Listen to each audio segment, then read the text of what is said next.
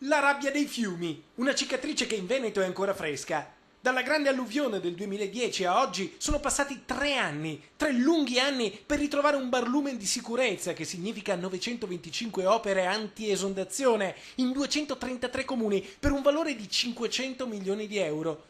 Oggi a Caldogno, dove paesi e campagne del Vicentino sono minacciati costantemente dall'acqua e dal fango, questa ruspa, guidata dal governatore veneto Luca Zaia, ha dato il via ai lavori dell'opera più importante, il bacino di laminazione sul Timonchio, un potenziale lago artificiale capace di assorbire la rabbia dei fiumi, una prima barriera contro le alluvioni. Direi che è una grande sfida, sono 4 milioni di metri cubi, 100 ettari allagati e soprattutto ricordiamolo un'opera che va nell'ottica di realizzare altre 5 opere come queste in Veneto. 70 gli espropri solo per questo bacino di laminazione e c'è un ricorso pendente al Tribunale delle Acque di Roma da parte degli irriducibili, quei coltivatori che non intendono perdere i loro campi, la loro casa, la loro vita. Abbiamo qui, visti stamattina, degli espropriati che perdono le case, saranno ristorati, si pagheranno tutti i danni, ma dobbiamo andare avanti.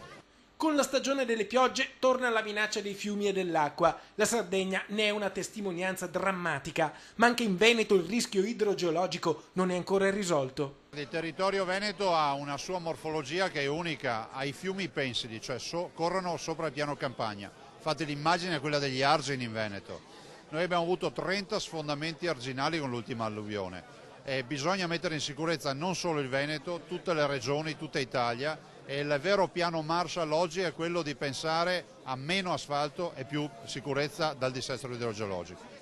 Con il bacino che viene costruito oggi un pezzo di nord-est è più sicuro, ma sono 11 in totale i bacini di laminazione per blindare il Veneto dal pericolo idrogeologico. Tra le parole e i fatti però ci sono 2 miliardi e 700 milioni di euro, troppi zeri, troppi soldi, ma bisogna trovarli.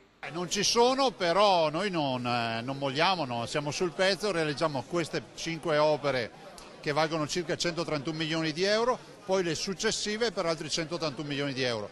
Ovvio che per mettere in sicurezza tutto il Veneto ci vogliono 2 miliardi e 7. Noi paghiamo 21 miliardi di tasse e debbono restituirci i nostri soldi.